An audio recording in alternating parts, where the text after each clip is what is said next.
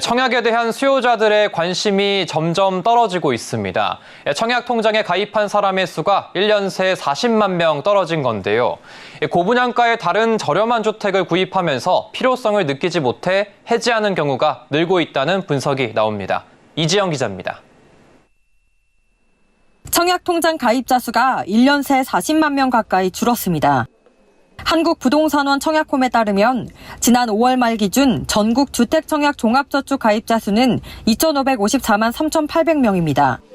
전달에 비해 약 2만 명 줄었고 지난해 같은 달보다 39만 명 넘게 감소한 수준입니다. 청약통장 가입자 수는 올해 1월부터 3월까지 소폭 늘긴 했지만 지난 4월부터 다시 감소했습니다.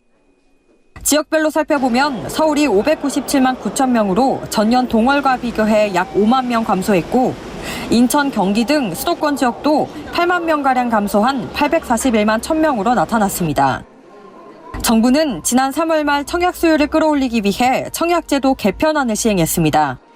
신혼부부 특별공급 중복청약 허용, 다자녀 특별공급 기준 완화, 신생아 특별공급 유형 등이 신설됐지만 청약통장 가입자 수는 되레 줄고 있는 겁니다.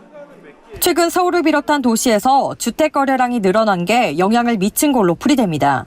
주택을 구매하는 사람들은 보통 기존에 있는 청약통장을 해지해서 자금으로 활용하거나 집을 소유했기 때문에 청약통장에 쓸모없다고 판단해서 해지하는 경우. 높은 분양가도 청약을 외면하는 원인 중 하나로 꼽힙니다.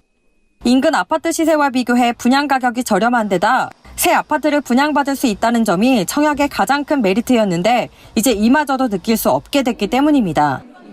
실제 전국 민간 아파트의 최근 1년간 3.3제곱미터당 평균 분양가는 557만 4천 원으로 지난해 같은 기간과 비교해 13.98% 올랐습니다. 이에 정부는 청약 수요자들을 끌어모으기 위해 지난 13일 청약통장 납입액 한도를 월 10만 원에서 25만 원으로 상향하는 대책을 내놨습니다. 하지만 신규 수요자들을 끌어들이는 데에는 별 효과가 없을 거란 전망이 우세합니다. 청약 당첨선만 올라가고 기존 청약자들의 금액만 증액하는 데 그칠 거라는 겁니다. 업계에선 올해 하반기까지도 주택 거래량이 증가할 걸로 내다보는 만큼 청약통장 감소세는 유지될 걸로 전망합니다. 서울경제TV 이지영입니다.